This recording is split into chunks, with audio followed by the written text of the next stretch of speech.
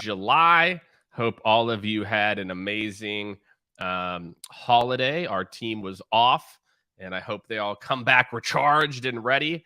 I've got something pretty cool. My dad actually lives part of the year in Alaska, so my son and I are going up to Alaska later this week. So should be an amazing time, but back to work for now, and looking forward to this one again.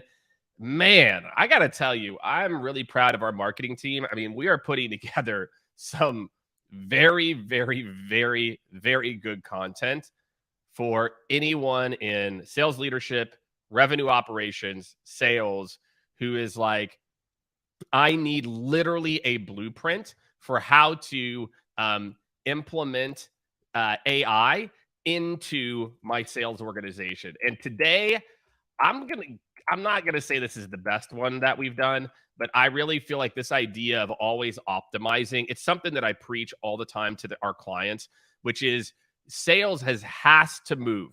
I call it a consistent optimization versus occasional. It's one of my 4 C's of being an innovative leader. If you do not have a always optimizing mindset, like our friends in marketing who are optimizing ad performance on a weekly, daily basis. There are people that are running social media ads that literally let the ads run for 4 minutes, like 2 minutes, and then they take them down. But in sales, like we spend all this time building the perfect sequences or building the current process that we forget about optimization. Okay, and so today's session, as usual, make sure everyone drop your questions. Let us know where you're joining from as well too. So let's jump in. I've got here 7 ways optimize your process with technology and AI. I mean, this is like the blueprint for all of you. So I've got a ton of links I'm going to drop in here. I've got a ton of value add that I'm going to drop in here as well too. So get ready. It's coming. Okay, so number 1. Okay, if you are trying to optimize, of course, we got to start at the top of the funnel, even though I will say I think the top of the funnel optimization, I might get some flack from this from some friends and people I know. Top of funnel optimization with technology and AI is really important. Don't get it twisted. But there are a lot of other applications too. And I think too many organizations right now are focused on just this one, but I'm going to give you the 2, right? So if you are thinking about how do I better optimize my performance, particularly around outbound or lead gen, okay, number 1 is I want you to look at some of the tools that exist, okay? And what I mean by that is Lavender, Humantic, Reggie. Love Reggie. It's got like this amazing workflow. Some of the things the folks over at Lavender, really cool as well too. There is absolutely nothing wrong with using one of these tools, okay, to help you, not do it all for you. This is so critical. My friends, look, we came from a world before sales engagement where we did 100% customized emails. Every email. Maybe it had some templates. I take that back. Then we got these sales engagement platforms and we started to just hit send all. We called it customization at scale. And it was literally just like company name, last name, industry. My friends, these tools are not to help you to hit send all. They are good. They can get you 70, 80% of the way there, 90. But what they should allow you to do is do higher quality research, not automate. Automation is not AI, okay? Do not get it twisted. So implementing an AI-powered tool, okay, I'm telling you right now, there's a whole bunch of them. We'll list them. Clearbit's got some stuff out, Zoom Info. There's Seamless, Lucia. Again, we've been playing around Lavender, and we've got a couple clients that are using that. Same with Reggie. So again, a lot of opportunity there. Again, but the key is in your implementation. Please promise me when you forward this to your RevOps leader, if you're a RevOps leader, you do not say, great, this is going to help us send 17 more emails a day. It's not. It's not going to help you. How about this? If you implement these tools the right way, it's going to help you send 0 more emails a day.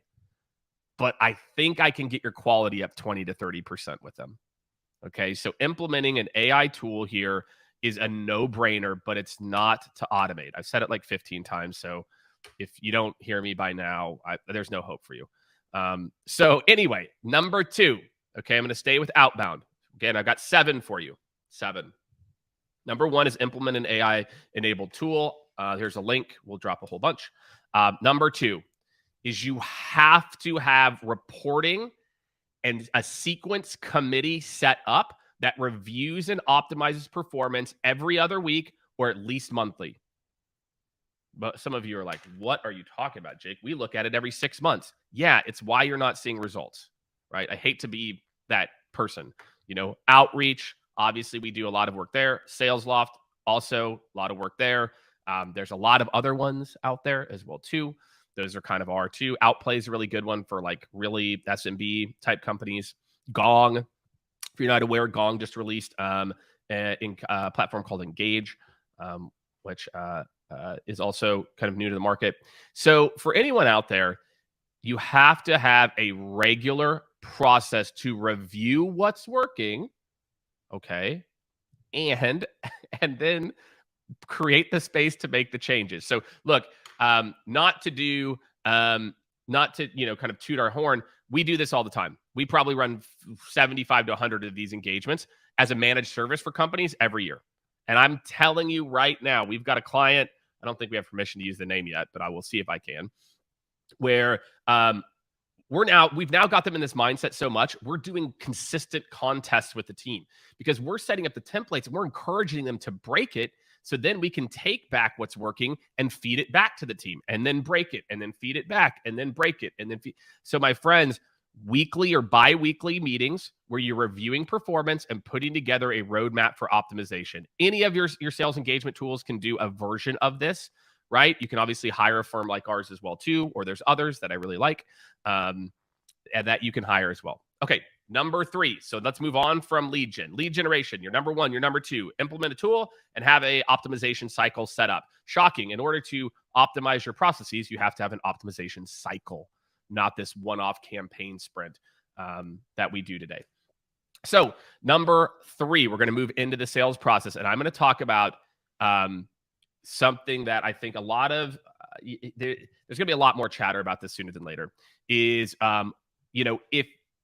if you have a product that's relatively complex and there's not a lot out there, what I really feel like a lot of the value in the discovery is in prep for the sales team. Okay. Again, I did a whole session with the guys over at AirCover, talking to them. There's other kind of call intelligence tools that you can use as well. But again, I want you to think about this. Like, you can review your calls. You can look at the discovery calls for each individual rep, what's working, what's not working. But again, the ability to do some amount of prep prior to the discovery call. That to me is one of the best uses of AI in the discovery process. Prep prior, and then ways that I can use it to coach and get better, which obviously that makes sense. If you're interested in my whole framework for how to run a successful discovery, go check out what they're doing over at AirCover. You can have my template for it. We'll drop the link. Or 3B, I love that we did this, is AI and chatbots. And again, it's chatbots, my friends, have been around for a minute. Drift, you name it, right? All these tools have been around. These tools aren't new. But now with real AI, these tools, again, can allow me to self-guide if I want to. And I'm telling you right now, a lot of the content I'm working on behind the scenes is all about, we have to have ways for high intent buyers to self-guide. They don't need the walls. They don't need ABC. My friends, it's okay to have a bot interact with someone. We're not getting rid of sales. One of my favorite uses of this, after they fill out a form. Why not, after someone fills out a form, you let them self-guide? We've got a tool in beta. If you're interested in it, please hit me up. And I can potentially get you on the beta that will allow people to actually guide themselves through a discovery prior to the first meeting. And I'm telling you, more and more buyers want to do this. Okay. So that's the discovery. Think prep, kind of number 1. That's kind of a no-brainer one. Then you can use some of these other tools to continue to improve your processes. And then, 3B is maybe you can skip parts of the discovery because they're not ready. Okay, here we go. Now let's get into this one. I think this is going to be a fun one, which is the demo, or how we talk about what we do. Okay, so there's some pretty interesting things in the market. Okay, the first, again, I think, so again, for me, the number 4 here is, again, I'm going to go to I'm going to call it personalization, and we'll call it pain point matching. So imagine a world you could literally just even have like a second screen up. And I could say, look, I sell a product. This is what we do. This is who we sell to. Here are my top 5 pain points that we solve. How could I explain each of those in 3 sentences or less, depending on what somebody cares about? Okay. Then, as I'm showing them the product, I could just look at my cheat sheet and be like, okay, I'm only going to talk about these 2 or 3 things. And I'm going to talk about it this because they told me they had these problems. So, the ability to put together a customized, personalized feeling demo by just really quickly making sure you have the right prompts around matching product fit to role associated pain. So each role is going to have different pains that you might solve for. To me, that's the number one. I did a whole session on this that you can go check out like 2 or 3 weeks ago. If you all don't know, your first time joining, every Monday I do a live. I did it on a Tuesday a few weeks ago, but usually it's every Monday at 11 Central. So please join along. So if you do that, we'll drop a link here. I did a whole session on how to generate your sales pitch here. But I feel like that's really the number one here. That obviously there's the prep use case, which I just gave before, but it's also like I can train a rep on a lot of this stuff that I didn't even think it would take them forever, because then they can even role play with it. There's a lot of really cool things that they can do. Okay, number 5. All right, so this is where it's starting to get real interesting, is like proposal generation. Okay, so there are AI tools here. Proposify, Pandadocs got some stuff, a couple here. So apologies if I missed the new tool. I can just tell you, I get an email update and there's like 5 new tools a week. And so as a part of that, I might miss some of these. So they're going to be able to kind of take a look at some of the things that these tools or that the data that's getting pulled from these tools. How do I integrate that? I'm telling you, there's things like slides.ai and slides.ai. I can literally just like take notes and it'll put it in this like really basic PowerPoint. And there's a couple of other tools that are getting there that you can kind of download just text, and it will look at the text, the context. You can, and then again, you can start to feed it templates to where it will just take your notes and turn it into V1. So just think, some of you may not be ready for that. The kind of the 5B. So 5.1 is, I think that you should start experimenting with some of these tools because they're massive. Again, you can create templates that just get auto-filled, and then you can go in and tweak. Again, I've talked about this before. AI isn't going to do all of it for us, but man, it can get us, down the path. The other way is, again, some of those pain point matchings, right? Some of those things that I've talked about a couple of times now. Okay, they're really interested in these 3 products. Write me the 3 bullets that would explain in their own words why this product is going to help them with this pain point. And then copy and paste that. And then so you just put that in your proposal. Like the front page is our business case reason. And literally, I'm telling you, ChatGPT crushes this. Okay. All right. Number 6, getting deals done. Getting deals done. I've got a 6A and a 6B. Okay. 6A is AI deal tools. Okay. Obviously, there's the Clarys of the world. There's they've been around for a while. Some of the cool things, like Outreach is doing some cool things. They've got a new product called Outreach Commit, which does some really cool stuff. Gong also has a new product out as well. SalesLoft has really been doing some awesome work here. All these different tools, are starting to find ways to incorporate a mix of various deal data points. Okay. All right. So those are helpful. Okay. The tools. But let me tell you where AI can really help you. Okay. It's like, this is my 6A and 6B. I love that I have 7 here, but I really have like 14. So the other way that it can help you is like, hey, this is the situation that's happening at this stage. What are some ideas of some things that I could try here? Think role playing. You've heard me mention this before. So we're in the final conversations. I don't know about you all. I'll tell you what I used to do when I was on the front lines closing deals. I would role play in my head at night. I would be up. I'd be up at night thinking about, okay, so this person's on the call. Okay, this is the objections they've had. Here's what we've got. Here's what we're putting together. How could I do this? I was role playing with myself. You can literally create one text thread that's all about final meeting prep. And you just keep training it on objections and things that come up and how you do that. So I do feel like there's a lot of tools that can help directionally guide you to what some actions you should take. And then This is bookmark. If you use any of these tools, the ones I just mentioned, you got to bookmark this right now, okay, and share this with your whole team, because this is where the rubber meets the road. Is it might tell you Jake's deal's at risk because he only has two people on email thread. I can then take that information to ChatGPT, and again, let's say I've got a thread about multi-threading. Okay, I have 2 people on this deal. What are 3 tactics I could take to try to get more people involved? Knowing this, and this. Boom. So you can take the insights and do something with them, which I think is what a lot of these tools, especially a lot of conversational intelligence one, have been missing. Okay, and number 7, I'd be remiss if I didn't talk about this, which is like, again, I talked about it at the outbound optimization part of this. Now we have to have a continuous improvement process for our sales process. Just like I mentioned, my second bullet was continuous improvement for outbound. This is one of the most insane sales behaviors that somebody please needs to try to explain. It's going away, so I'm not, the lunacy can only last for so long. You have a sales team. I don't care if you have 5 people or 500. Let's say if you have 100 salespeople, right? And you can do my math for whatever sales. Let's say you get a team of 10. You can do the same math I'm doing now.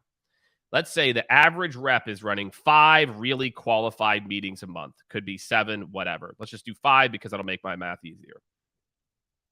If I've got a team of 100, that means my team is doing 500 first calls, then maybe 350 second calls, and 200 closing calls, whatever. Again, I'm making up the numbers. You all can follow me along here. Team of 100, 5 qualified calls, trickle down my funnel to closing, 10, 20%. My friends, anytime you are pumping 500 data points through a system, you have enough data points to then optimize that process. If you're pumping 250 or 300 data points, and again, that means over a quarter, maybe you're doing, so you're getting thousands of data points, you should be fixing parts of your sales process on a regular, if monthly, if quarterly at worst case. Most of you, some of you, I'm literally talking about monthly. To a lot of people, it's like, Jake, how do we do that? I can do a whole other section or session on just that. But I can tell you, I'll give you kind of like 2 quick tips on how to think about this. Step 1 is you have to have a process in place to rapidly deploy small changes. And that could be, again, a committee that involves frontline leaders. Frontline leaders have to be involved because if they don't believe in the process, they'll reject it and they won't do it. A process that involves a data team that highlights areas we could optimize. And then again, it can't just be RevOps that makes these decisions. It'll blow up. But you've got a committee of sales and RevOps that reviews changes that should be made based on data of middle and top performers, and then micro ways to adjust your playbook to optimize for those. It's not as complex. I mean, I'm talking, even if you meet every 2 weeks, once a month for 3 or 4 hours, if you got a team that's meeting for 3 or 4 hours, let's say they're spending 10 hours to pull the data. Let's say they're spending 10 to 20 hours to pull the data together and meet. You're talking about optimizing the time of 100 full-time people. A full-time person, if they're not taking vacation, is 160 hours a month. So you're spending 10 to 20 hours. And again, let's just, let's do some very simple math for my friends out there. 160 times 100 is 16,000 hours. Do you think it is worth spending 20 hours a month to optimize 16,000 hours of sales performance? I think the answer is yes. So again, we have to move to this model. Our customer behavior is changing so quickly. You have to meet them with where they are. So my friends, those are my top 7 for you. Okay. Got 2 for you around outbound, implementing a tool, developing the weekly, again, it could be bi-weekly or monthly optimization plan. Number 3, again, it's a kind of a crossover between, potentially prep and, allowing people to actually interact and do some of the discovery that they want to self-guided up front. Okay, the demo, again, making your own cheat sheet about, okay, these are the things they care about. What am I going to highlight in the demo? in particular. Like, you can have such better demos that feel personalized and customized based on what you heard. It's going to tell you the points to talk about and go from there. Number 5, building smarter proposals. Both the quality, again, I mentioned some tools, but the quality of how you can explain what your products do in their language, AI is really good at that. Okay. Next, closing deals. Again, proposals are a part of that. Looking at the data, where are deals stuck, and then getting plays for how to get them unstuck or over the finish line, role playing, etc.